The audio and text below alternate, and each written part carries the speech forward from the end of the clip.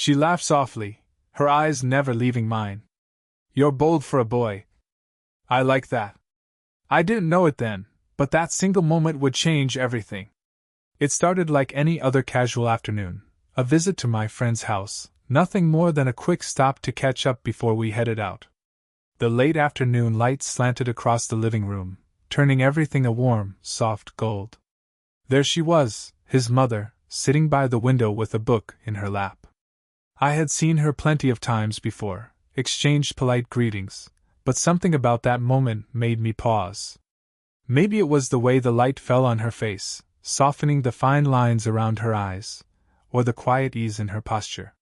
She wasn't trying to be noticed, yet she carried herself like someone entirely at peace with who she was. She looked up as I entered, her lips curving into a smile that felt warm and unhurried. "You're early," she said, closing the book with a faint thud. "Yeah, figured I'd beat the traffic," I replied casually, tossing my keys on the table. My friend was still upstairs, getting ready. It left the two of us in that wide, sunlit room, the air carrying the faint smell of fresh coffee. I wasn't sure if it was the silence or the way she filled it so effortlessly, but I found myself standing there, suddenly aware of her presence in a way I hadn't before. I made a remark, something half joking, half honest, about how her son always made me wait. It was the kind of teasing banter I'd normally toss around without much thought. But she laughed, really laughed, tilting her head slightly as her eyes held mine. "You're bold for a boy," she said, her voice low and amused, a trace of challenge hidden beneath the warmth. "I like that." There was nothing scandalous in her tone, nothing inappropriate, just a flicker of acknowledgement, a brief, electric moment that hung between us. Still, I felt the words land somewhere deeper than they should have. I chuckled it off, shrugging like it was nothing, but the sound of her laugh lingered. It wasn't the kind of laugh that filled a room. It was subtler, richer, like she'd seen enough of the world to choose her moments carefully. As my friend finally came down the stairs, all easy grin and car keys in hand, the moment passed like it had never happened. We made our plans, talked over each other, joked as always. But in the back of my mind, I kept hearing it, that single line, the way her eyes had held mine when she said it.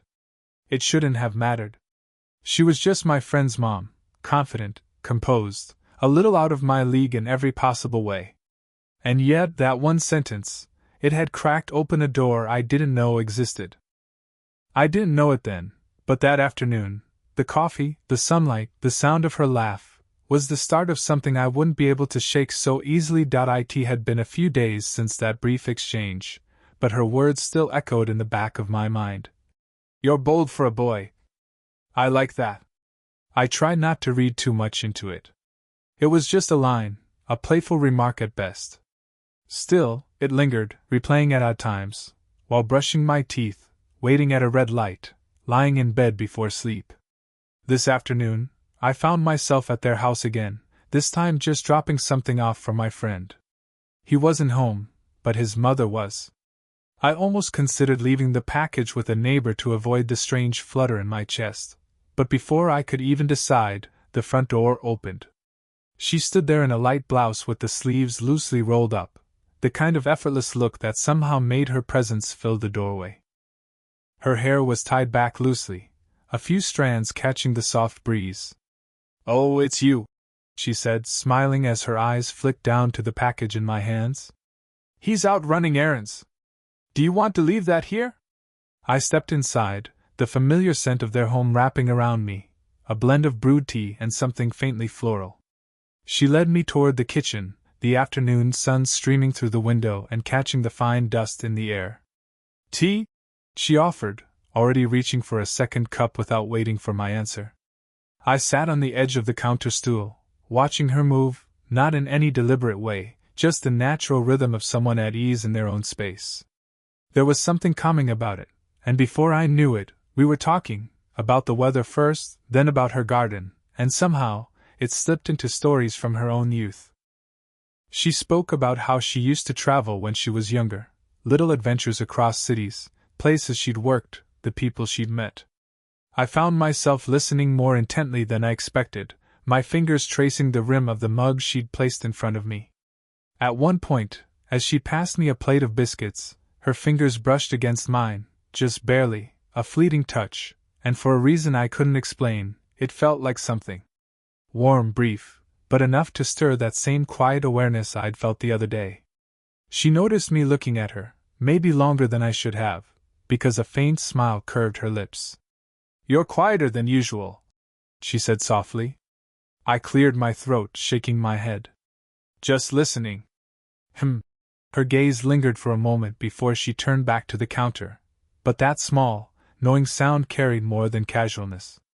By the time I left, the sun had dipped lower, painting the street in a warm, mellow glow. I told myself it was nothing, just respect for someone who had stories worth hearing. But as I walked away, the faint trace of her perfume still clung to my sleeve, and I wondered why I noticed things like that now. The rain had come suddenly that evening, heavy, steady, the kind that turned the world outside into a soft blur of silver streaks and wet asphalt. I hadn't planned to stay this long. My friend was upstairs, still lost in whatever was keeping him occupied, and I sat in the living room nursing a cup of tea his mother had offered me. The house felt quieter than usual, almost cocooned by the sound of the rain against the windows.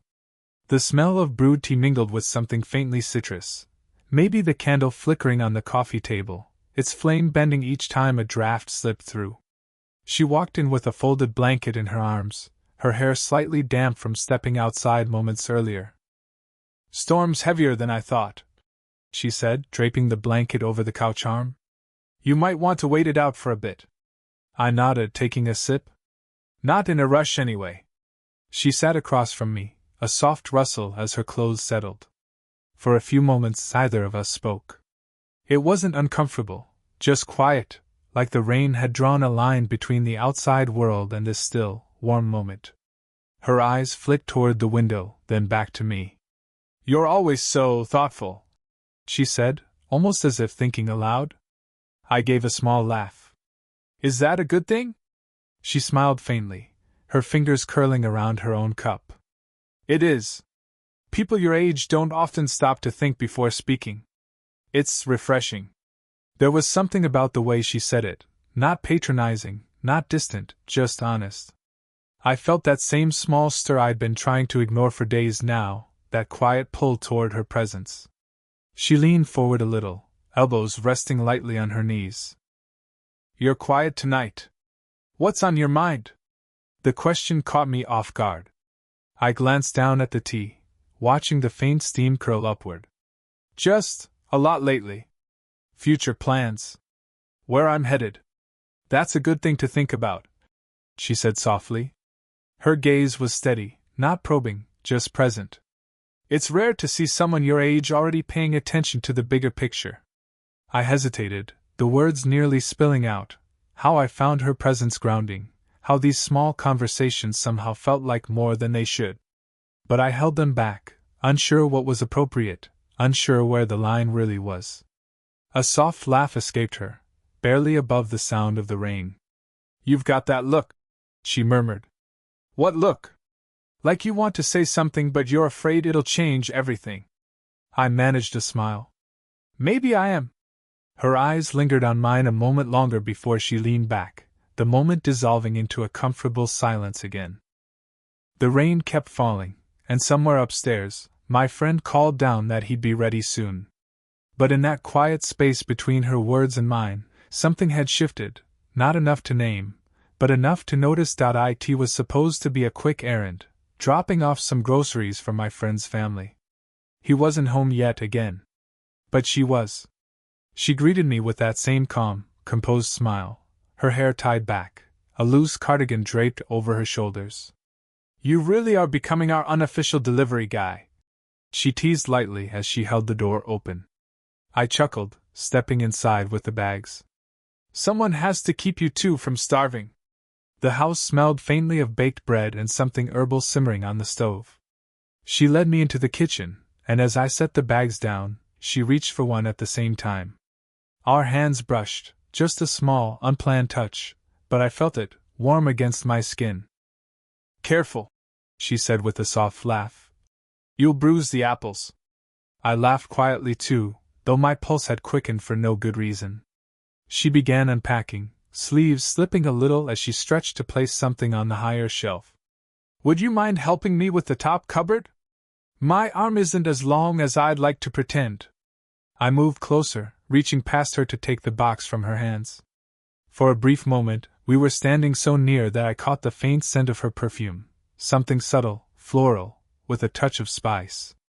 Her shoulder brushed my arm as she stepped aside, murmuring a thanks, her voice quieter now.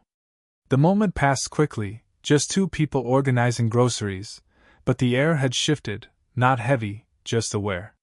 She handed me another item, this time her fingers lingering slightly longer as they released it.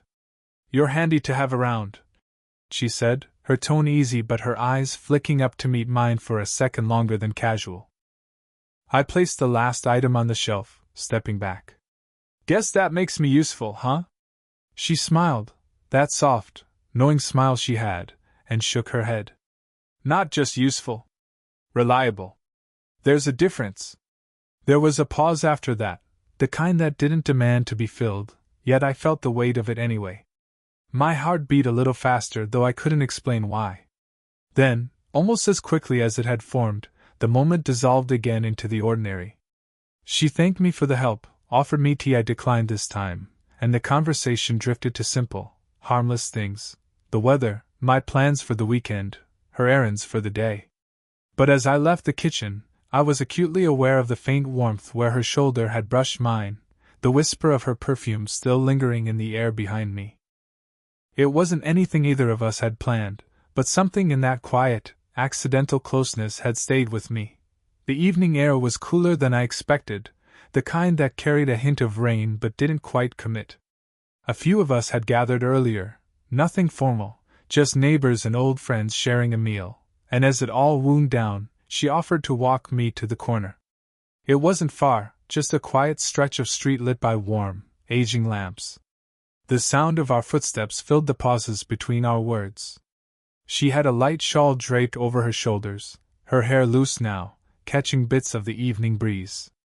For a while, we talked about safe things, the food, the evening, the familiar rhythm of the neighborhood. But there was something different in her tone tonight. She wasn't rushing the conversation. She was pacing it, almost as if she was waiting for something to surface. Do you ever feel, she began, her voice soft, that people see you, but not really see you? I glanced at her, surprised by the sudden shift. All the time, I admitted. Especially lately. Feels like everyone has their version of me, and I'm just trying to keep up with it. She smiled faintly at that, her eyes lowering to the pavement. It's rare to hear someone your age say that. Most people don't even notice the difference until much later. We slowed near a bend in the road, the breeze catching her shawl just enough to brush against my hand. I didn't pull away. Neither did she. I suppose I've learned to be careful with how much of myself I share, she said quietly. Life teaches you that, what to say, what to hide, how to fit into the roles people expect of you. There was a pause there, not awkward, just open. I found myself saying, I think that's what I admire about you. You don't pretend. Not really. You carry yourself like you've made peace with who you are, even if people don't always get it. She stopped walking for a moment, turning toward me. The street lamp above us cast a soft light across her face, catching the edges of her eyes. There was something unreadable in her expression, not surprise, not disapproval, just stillness. You're bold for a boy. She murmured, the same words she'd said once before, but softer this time, almost thoughtful. But I like that. My chest tightened, not in the way of fear, but in the way a door feels when it finally creaks open. I didn't reach for her. I didn't say anything reckless. But something in the way we looked at each other in that moment made the world a little quieter. As we reached the corner, she smiled again, that gentle, composed smile, and said, Thank you for walking with me. It's been a while since a conversation felt honest. And just like that, the night went back to being a night. But the way her words settled in my chest didn't leave with me. The night was unusually still. The rain from the past few days had finally cleared, leaving the sky washed and clean, stars scattered like fine dust across the deep blue canvas. I hadn't meant to linger this late, but conversations have a way of bending time, especially in that house. I stepped outside to call a ride, only to find her on the porch, wrapped in a light shawl, a mug between her hands. The porch light glowed soft and amber, just enough to catch the silver in her hair and the quiet curve of her profile as she looked toward the night sky. "You're still here," she said without turning, her voice calm, almost relieved. "Yeah," I replied, leaning against the railing. "Didn't want to head out just yet." The boards beneath us creaked gently as I shifted closer. The air smelled faintly of damp wood and the jasmine that climbed along the fence. For a moment we didn't speak, just stood there, listening to the crickets and the soft hum of the neighborhood settling into night.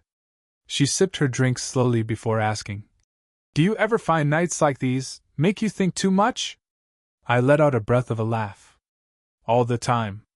Seems like that's when everything you've been avoiding decides to show up." Her lips curved into a quiet smile. "Exactly." She moved slightly, the fabric of her shawl brushing my arm as she leaned against the same railing. The touch was nothing more than an inch of warmth, but I felt it in a way I couldn't ignore. "I wasn't sure what to make of you at first," she said after a pause. "You remind me of a version of myself that used to believe in little moments. You still notice them?" I turned toward her, our shoulders now almost touching. "Maybe because the little moments are the only ones that feel real." She looked at me then, really looked. The kind of look that stays steady, doesn't flinch, doesn't search for the next thing to say. Her fingers shifted slightly on her mug before she set it down on the railing. "Can I be honest?" she asked softly. I nodded.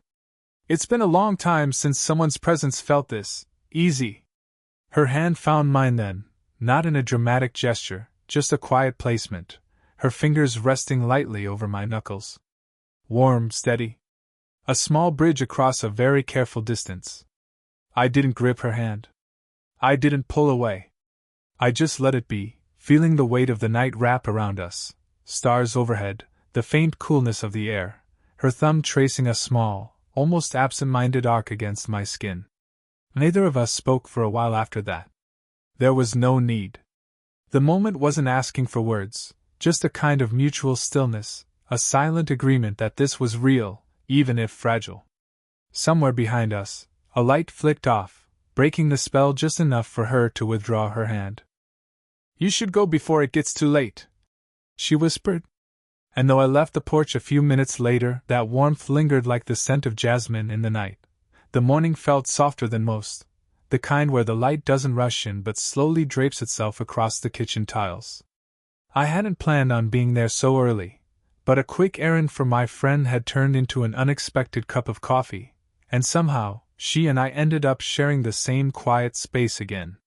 The kettle hummed gently on the stove. She moved with her usual calm, her hair still slightly damp from a shower, sleeves pushed up just enough to show the faint line where her watch had been. There was no pretense in her movements, just a kind of unspoken ease. "Coffee?" she asked, glancing over her shoulder. "Sure," I said, settling at the small table by the window. The morning air slipped in through the barely opened pane, carrying the distant scent of rain-wet earth. When she set the cup in front of me, her fingers brushed my shoulder, light, unintentional maybe, but warm all the same. It wasn't the touch that lingered as much as the way her hand stayed there for a heartbeat longer than necessary, the faint squeeze before she let go. "You've been good company," she said quietly, her eyes fixed on the coffee she poured for herself. "Not just this week, I mean in general. It's been grounding." I smiled faintly. "I could say the same." She sat opposite me, tucking a loose strand of hair behind her ear. For a moment, neither of us tried to fill the air. The world outside was just beginning to stir, the sound of a neighbor's car starting, a bird somewhere on the fence, the faint clatter of cups from upstairs. "I've been thinking," she began, her voice steady but softer than usual, "about how life rarely gives us clear lines. We think there are rules, how we should act, what we should feel, what's too much, what's allowed. And then something or someone comes along and redraws it all. I nodded slowly. And we pretend it's simple, even when it isn't. Her eyes met mine, not searching for reassurance, not asking for anything, just meeting me there. You've reminded me of a part of myself I'd set aside. And that matters. I didn't reach across the table. I didn't say anything bold this time. Instead, I let the quiet stretch, let the warmth between us be what it was, real, gentle, unforced. Whatever this is, she said finally, a small smile tugging at her lips. I hope you don't lose that part of you. The one that notices. I exhaled through a laugh, a low one. And I hope you don't stop being the reason I did. Her smile deepened, not wide, not obvious, but enough to feel like a promise in its own way. By the time I left, the morning had fully broken, sunlight spilling across the pavement, the world already moving on. But as I stepped outside, I felt lighter, as though something had quietly settled between us. Not a declaration. Not a promise. Just an understanding, warm, unspoken, and real.